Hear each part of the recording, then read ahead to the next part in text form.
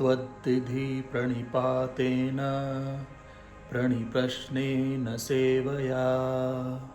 अर्थात ज्ञान को प्राप्त करने के लिए जिज्ञासा, सेवा और विनम्रता का भाव अपनाओ। दोस्तों, इन वीडियोस को पूरा देखें, सब्सक्राइब, लाइक और शेयर करें। कहीं अगर बात में मत भिन्नता हो तो उसे विनम्रता से कमेंट्स में प्रकट करें। लेकिन पूरे वीडियोस को सुनने के लिए, जैसा भगवत गीता में कहा गया कि विनम्रता, जिज्ञासा और सेवा का भाव अपनाएं। धन्यवाद। किसी YouTube वीडियो पर जाएं तो यहाँ पर आपको सब्सक्राइब का ऑप्शन दिखेगा। यहाँ से आप सब्सक्राइब कर सकते हैं। ये लाइक का आइकन है और यहाँ से आप अपने सर्कल में शेयर कर सकते हैं। अगर इस वीडियो से लिंक्ड पिछले वीडियो में आपको जाना है तो यहाँ पे जो आई का आइकन बना है, आप यहाँ पर क्लिक करके इससे जो लिंक्ड वीडियो है उसमें जा सकते हैं। तो जैसे कि मैंने इस लिंक पर क्लिक किया और इससे लिंक्ड जो वीडियो, जो पिछला वाला वीडियो है, वो ये वीडियो है। और सबसे जो सही तरीका है इसको पूरी तरह फॉलो करने का, वो है चैनल के पेज पर जाना। चैनल के पेज पर जाने के लिए यहाँ जो चैनल का नाम आपको दिख रहा है, जिद्दू कृष्णमूर्ति विजडम अद्वैत वेदांत, यहाँ पर क्लिक करें। और यहाँ पर क्लिक करने के बाद सारे वीडियोस आप देख सकते हैं। तो अगर आप नीचे स्क्रॉल करेंगे तो पहला वीडियो यहाँ से शुरू होता है। तो नीचे स्क्रॉल करके पहले वीडियो से देखना प्रारंभ करें और स्क्रॉल अप करके आप अंतिम वीडियो तक जाएं। जैसा कि कहा कि ये सारी वीडियोस एक श्रृंखला में हैं और इनको पूरी तरह ग्रहण करने का सबसे अच्छा तरीका है कि वीडियोस को शुरू से देखें।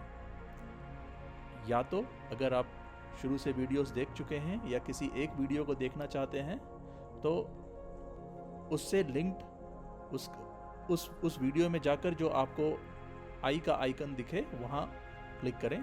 जैसे कि मैं इस वीडियो पर जाता हूँ और यहाँ पर नमस्कार दोस्तों, मुझे वो आई का आइकन दिखता है। इस आइकन पर जाकर इसके ठीक पहले का जो वीडियो है उस वीडियो में मैं जा सकता हूँ और ये वीडियो इस वीडियो के कंटिन्यूएशन में होगा। नमस्कार दोस्तों, स्वागत है आप सबका।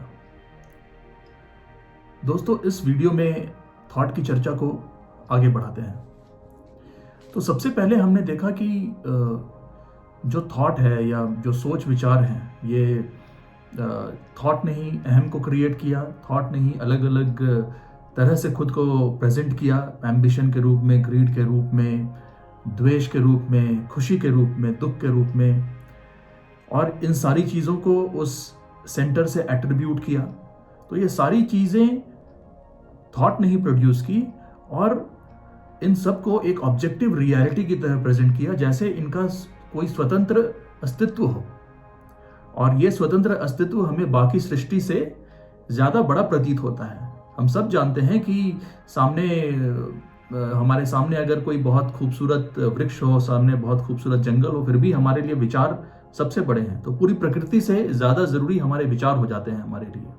तो थॉट के इस नेचर को हमने देखा। अब हम ज़रा सोचें कि थॉट या विचारों ने इतनी जड़ता पकड़ी कैसे। तो यहाँ कहीं ना कहीं बात आती है ट्रेडिशन की। अगर हम देखें कि हम जो भी जानते हैं, हमारे सोच विचार जैसे भी डेवलप हुए हैं, वो कहाँ से आए हैं? वो आए हैं हमारे माता पिता से। हमारी संतान में वो कैसे जाएंगे? वो जाएंगे हमसे। अब ये वही थॉट है। जब हम बड़े हो रहे थे तो उस समय के समाज के हिसाब से हमारे माता पिता ने उस तरह के विचार बताए, और इस तरह के कुछ ऐसे विचार हैं जो मानव सभ्यता की शुरुआत से शायद चले आ रहे हैं, या जब से मानव कॉन्शियस हुआ है कि time is everything, time is money, time is flying. तो सब कुछ जो टाइम का नोशन है वो बड़ी बड़ी जटिलता से दिया गया, और जो जैसे कि हमें बड़े होकर कमाना है, एक अच्छा व्यक्ति बनना है, हमें ऐसा होना है, हमें वैसा होना है, तो ये सब तरह के थॉट जो है ये एक बाल्यावस्था से ही डाले गए, और जरूरी नहीं है इसी तरह के थॉट डाले गए हों, और तरह की थॉट डाली गई हो। अगर थॉट ना डाली भी गई हो तो भी जो बालक है, जो छोटा बालक है, वो तो अपने से बड़ों को देखेगा, अपने माता पिता को देखेगा, और उनको देखने के क्रम में उनके विचार उन तक कम्युनिकेट होते हैं उनके एक्शंस के थ्रू। जैसा मैं बिहेव करूंगा शायद मेरी संतान वैसा देखेगी, जैसा मैं बोलूंगा उसको परसीव करेगी, और जो मिला जुला कर जो मेरी कंडीशनिंग है, जो मेरे थॉट प्रोसेस हैं, वो मेरी संतान तक ट्रांसफर हो जाएगी, और यही क्रम चलता रहेगा। तो ये अक्रॉस जनरेशंस, पीढ़ी दर पीढ़ी, ये जो थॉट का प्रोसेस है ये चलता रहा, और जो चीज इतने समय से चल रही हो, इतने लंबे काल से चल रही हो, वो तो जड़ता पकड़ेगी ही पकड़ेगी। और फिर थॉट एक कंक्रीट की तरह खुद को प्रेजेंट करती है, एक कंक्रीट के दीवार की तरह, जिसको आप तोड़ ही नहीं सकते, क्योंकि ये बिल्कुल पुख्ता हो चुकी है। हमारे कॉन्शियस थॉट तो है ही, अनकॉन्शियस थॉट भी हैं, अनकॉन्शियस और कॉन्शियस का हिस्सा बन चुकी है, क्योंकि पीढ़ी दर पीढ़ी बहुत ही मेहनत से इसे पोषित किया गया, आगे बढ़ाया गया। और ये समझना जरूरी नहीं दोस्तों कि इसे क्यों आगे बढ़ाया गया, क्योंकि सिक्योरिटी की फीलिंग थी, मानव को सरवाइव करना था, और सरवाइव करने के लिए उसे जो भी चीजें स्किल आने वाले जनरेशन्स को ट्रांसफर करनी थी उसने की। और जैसा कि हमने देखा कि बस बात वहां तक रुकी नहीं कि हमें जो बेसिक नेसेसिटीज थी उनको पाने के लिए जो स्किल चाहिए, बस वो स्किल हमें सिखा दिया जाए और बात वहां खत्म नहीं हो गई, क्योंकि थॉट ने इस अहम को क्रिएट किया, और इस अहम को सस्टेन करने के लिए उसे तरह तरह की चीजें चाहिए थी, तरह तरह की चीजें करनी चाहिए थी। तो जो एक थॉट है उसने एक पूरे ब्रह्मांड का रूप ले लिया, और इस थॉट ने पूरे ब्रह्मांड का रूप लेकर पूरी, एक तरह से हम कहें तो पूरी मानव सभ्यता को अपने गिरफ्त में ले लिया। तो दोस्तों, सिर्फ थॉट के इस स्ट्रक्चर को तो हम देखते ही हैं, और साथ ही साथ थॉट की जटिलता को समझने के लिए क्यों ये एंड होता नहीं, या हमने बार बार ending of thought, ending of desire, emptying content of consciousness, सब तरह की हमने बात कही, लेकिन कहीं ना कहीं ये होता नहीं। तो इसके लिए भी एक और नोशन लाना जरूरी है टाइम का, जिसपे हम काफी बात करते आ रहे हैं। तो दोस्तों, अगर एक तरह से देखा जाए तो थॉट के इंटरवल्स हैं। अगर हम बड़े ध्यान से देखें, जैसा कि हमने पिछले वीडियो में भी कहा कि अगर किसी स्थिति में हम क्रोधित हो गए तो ऐसा नहीं है कि वो बस स्पॉन्टेनियसली आ गया, उसके पीछे कुछ हुआ है, क्रोध आने के पीछे कुछ हुआ है, उस वजह से कुछ कॉन्शियस अनकॉन्शियस थॉट आए हैं, लेकिन वो इतनी तीव्रता से आए हैं, इतने वेग में आए हैं कि जो क्रोध की भावना है उसने अपने आप को एक ऑब्जेक्टिव रियलिटी के रूप में प्रेजेंट किया, थॉट से कुछ अलग के रूप में प्रेजेंट किया, और हम उसके शिकार हो गए। वही चीज आप किसी भी फीलिंग के साथ लगा सकते हैं, भले ही वो तथाकथित रूप से अच्छी फीलिंग हो या बुरी फीलिंग हो। अगर हम स्ट्रेस में हैं तो उसके पीछे की बहुत लंबी श्रृंखला है कि शायद हम जो काम कर रहे हैं वो काम हमें पसंद नहीं है, और जब काम हमें पसंद नहीं है तो फिर थॉट उस तरह की फीलिंग प्रोड्यूस कर रहा है। पसंद ना होना भी एक तरह की फीलिंग है, और इस क्रम में, स्ट्रेस तक पहुंचने के क्रम में कई तरह के विचार आते हैं, और इतने सारे विचार आते हैं कि उनका ट्रैक भी हमें नहीं रहता, और हर विचार एक दूसरे विचार से अलग लगता है। पहले मुझे एक इंटरेस्ट का लॉस फील होगा कि मुझे इंटरेस्ट नहीं आ रहा, फिर मुझे इनसिक्योरिटी का फील होगा कि मुझे इंटरेस्ट नहीं आ रहा, अगर ये काम मुझसे छूट जाए तो फिर मेरा भरण पोषण कैसे होगा, फिर वो डलनेस की फीलिंग के रूप में सामने आएगा कि अब सुबह उठकर मुझे वापस काम करना है, और फिर ये रिपीट होता रहेगा। और अभी क्योंकि हम विश्लेषण कर रहे हैं तो हम चीज़ों को अलग अलग देख पा रहे हैं, लेकिन जब एक्शन में ये चीज़ें होती है तो इन चीज़ों को हम अलग नहीं देख पाते, और जो भी फीलिंग है वो एक इंडिपेंडेंट रियलिटी के रूप में खुद को प्रेजेंट करती है। तो ऐसा इसीलिए है क्योंकि एक थॉट और दूसरे थॉट के बीच का जो इंटरवल है वो लगभग होता ही नहीं, वो बिल्कुल कंटिन्यूअस सब प्रतीत होता है। ऐसा जैसा कि हमने कहा कि अगर हम अचानक से क्रोध में हैं या स्ट्रेस में हैं तो उसके पीछे का थॉट हमें स्मरण भी नहीं होता, क्योंकि वो बड़ी ही तेज गति से हुआ है। तो यहां अगर हम टाइम का नोशन लाएं तो दोस्तों, टाइम हमने कई बार कहा कि टाइम, और हमने कहा भी time is a stubborn illusion. तो ये साइंटिस्ट भी कहते हैं, एल्बर्ट आइंस्टाइन जो वर्तमान युग के सबसे बड़े वैज्ञानिक हैं, उन्होंने कहा time is anything but a stubborn illusion. तो ये वैज्ञानिक स्तर पर भी कहा जाता है कि time is a stubborn illusion. लेकिन हमें यह देखना पड़ेगा कि यह इल्यूजन है क्यों।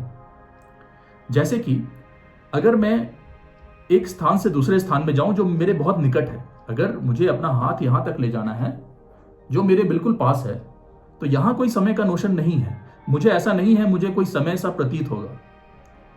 लेकिन अगर यही चीज हम इस ढंग से लें कि हमें बीते हुए कल, आने वाले कल या वर्तमान में हमें वो समय की कहीं ना कहीं इनेट अनुभूति है, ऐसा लगता है कि सब कुछ समय में हो रहा है।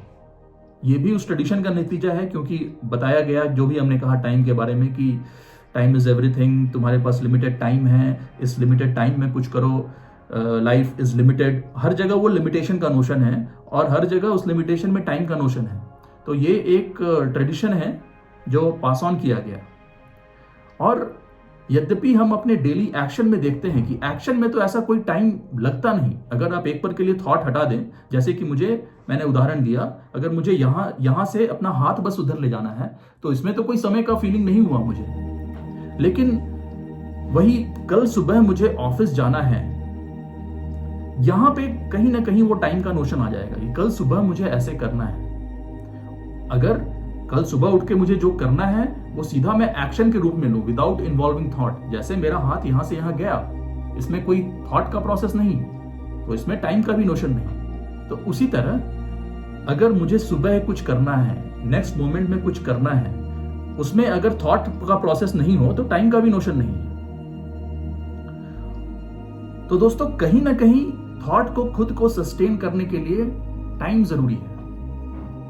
तभी तो एक थॉट दूसरे से अलग लगेगा। तभी तो टाइम में भी तो हम यही कहते हैं ना कि एक मोमेंट दूसरे मोमेंट से अलग है, कल आज से अलग था और आने वाला कल आज से अलग होगा। तो ये वही नोशन है। थॉट को खुद को फ्रैगमेंटेड रखना है। फ्रैगमेंटेड रखेगा तो एक थॉट दूसरे से अलग प्रतीत होगा और वहां पे वो टाइम होगा। जिस प्रकार समय का एक सेकंड दूसरे सेकंड से अलग है, उसी प्रकार एक थॉट दूसरे से अलग है। तो ये पूरे टाइम का इल्यूजन थॉट का ही क्रिएशन है। तो और दूसरी तरह से हम देखें तो थॉट टाइम ही है। अगर थॉट नहीं है तो फिर टाइम का नोशन ही किधर है? अगर आप इस पे गहराई से सोचें, और मैं चाहूंगा आप जितना हो सके इसमें गहरे उतरें, क्योंकि ये एक ऐसा इल्यूजन है जो कई हजारों सालों से हमारे अंदर भर दिया गया है। एक नॉन रियल सी चीज को रियल बना दिया गया है। टाइम ही थॉट है और ये तरह तरह से खुद को प्रेजेंट करता है। टाइम थॉट अलग अलग थॉट के रूप में खुद को प्रेजेंट करता है। जैसे हमें एक थॉट से दूसरे थॉट में हुआ और ये बहुत तेज गति से होगा। अब दोनों अलग हैं लेकिन बड़ी तेज गति से हुए, तो एक थॉट का सेपरेशन दूसरे थॉट से हो ही नहीं पाया। सेपरेशन कब हो पाएगा? एक थॉट दूसरे थॉट से सेपरेट इसीलिए प्रतीत होता है क्योंकि वो टाइम में हो रहा है। अगर सारे थॉट को हम एक जैसा देखें तब तो थॉट में कोई मूवमेंट दिखेगा ही नहीं। अगर हम ये देख ले रहे हैं कि सारा थॉट एक ही है, तब तो समय में कोई मूवमेंट ही नहीं है, थॉट में कोई मूवमेंट ही नहीं है। लेकिन हमारे दैनिक जीवन में तो हम यही अनुभव करते हैं कि हमें एक तरह की फीलिंग हुई, फिर दूसरे तरह की फीलिंग हुई। एक फीलिंग दूसरे से अलग है, जैसा one moment in time is different from another moment in time. तो दोस्तों, अगर हम इस ढंग से देखें तो ये पूरा जो साइकोलॉजिकल टाइम है ये थॉट ही है। अब यहां पर जो ऑब्जेक्टिव टाइम है उसको अलग करना जरूरी है। जैसे दोस्तों हमने पिछले वीडियो में कहा था कि जिस मोबाइल पर मैं ये वीडियो रिकॉर्ड कर रहा हूं वो थॉट ने ही प्रोड्यूस किया है, लेकिन ये एक ऑब्जेक्टिव रियलिटी भी है। ये मेरे थॉट से इंडिपेंडेंट है। अगर मैं सो जाऊं और मेरे थॉट नहीं भी हैं तो भी ये मोबाइल तो रहेगा। तो ये एक ऑब्जेक्टिव रियलिटी है जो थॉट ने प्रोड्यूस की है। तो उसी तरह ऑब्जेक्टिव टाइम का भी नोशन है। जैसे मुझे पता है मुझे अभी से 1 घंटे बाद कुछ काम करना है, 2 घंटे कुछ काम करना है, तो उसे हम ऑब्जेक्टिव या क्रोनोलॉजिकल टाइम या जो भी कह सकते हैं, उसे हम कोई भी नाम दें, लेकिन वो एक नोशन है कि मुझे अपना काम एक निश्चित समय पर करना है। तो वो उसी तरह से ऑब्जेक्टिव है, जिस ऑब्जेक्टिव रियलिटी है, जिस तरह से ये माइक्रोफोन एक ऑब्जेक्टिव रियलिटी है, या ये इस मोबाइल एक ऑब्जेक्टिव रियलिटी है। लेकिन इसके बाहर जो साइकोलॉजिकल टाइम है वो तो पूरी तरह थॉट का क्रिएशन है, और थॉट नहीं उसको सस्टेन किया है। और ये भी समझना बहुत जरूरी नहीं, बहुत मुश्किल नहीं, माफ कीजिएगा, कि थॉट ने ऐसा क्यों किया। क्योंकि थॉट को कंटिन्यूएशन में रहना है, थॉट अपना एंड नहीं करना चाहता, तो इसीलिए वो इस समय की निरंतरता का बोध कराता है और इन सब को वो अहम से जोड़ता है। इसी वजह से थॉट कभी खत्म होता सा प्रतीत नहीं होता है। तो दोस्तों, सिर्फ इंटरवल बिटवीन थॉट्स की बात नहीं है ये, कि इंटरवल बिटवीन थॉट्स बहुत कम होते हैं। अगर हम चेंजेस इन थॉट भी देखें तो वो भी थॉट ही प्रोड्यूस करता है। जैसे मैं एक तरह का थॉट में हूं और मैं दूसरे तरह के थॉट में चला गया, मैं अभी अधार्मिक हूं, मैं धार्मिक हो गया, मैं अहिंसक हूं, मैं हिंसक हूं, मैं अहिंसक हो गया। तो ये जो प्रोग्रेशन है ये भी थॉट का ही, थॉट अभी हिंसक था, अभी अहिंसक हो गया, और ये टाइम में हुआ। थॉट खुद को चेंज करता है, तथाकथित रूप से बुरे थॉट से अच्छे थॉट में चेंज करता है, और वो टाइम में होता है। और शायद इसीलिए हम देखेंगे कि जितनी भी तरह के धर्म संस्कार हैं या यौगिक क्रिया आप जो भी कर लें, वो सब क्या है दोस्तों? वो सब है कि थॉट अपना रूप बदल रहा है। मैं एक तरह के अनुभव से दूसरे तरह के अनुभव में जा रहा हूं, थॉट अपना नेचर बदल रहा है। तो अगर ये चीजें बिना अवेयरनेस के हों, बिना इस चीज को पूरी तरह इंक्वायर किए हों, तो फिर ये अपने आप एक ऑब्जेक्टिव रियलिटी बन जाएगी। मैं किसी ईश्वर को थॉट क्रिएट करेगा और थॉट वहां तक पहुंच भी जाएगा, और ये एक डिल्यूजन होगा अगर ये बिना अवेयरनेस के हो तब। और इसीलिए हमने देखा है कि ना कि साइंस की दुनिया में प्रगति हुई, तरह तरह टेक्नोलॉजिकल इनोवेशंस हुए, नई नई मशीनें आई, तकनीक आए, उसी तरह जो सत्य की खोज की दुनिया है या अध्यात्म की दुनिया है, उसमें भी हम देखेंगे कि कई तरह के मेथड्स इवॉल्व हुए हैं। अलग अलग धर्म के लोग अलग अलग तरह के मेथड्स फॉलो करते हैं, जो तथाकथित रूप से कहते हैं ईश्वर तक पहुंचने का मार्ग है। तो जिस तरह साइंस इवॉल्व हुआ, उसी तरह आध्यात्मिकता भी इवॉल्व हुई, और ये सब टाइम में हुआ। थॉट ने अलग अलग ढंग से खुद को प्रेजेंट किया। और यहां पर जो आध्यात्मिकता है और जो विज्ञान है, उसके बीच का एक कंपैरिजन भी जरूरी है।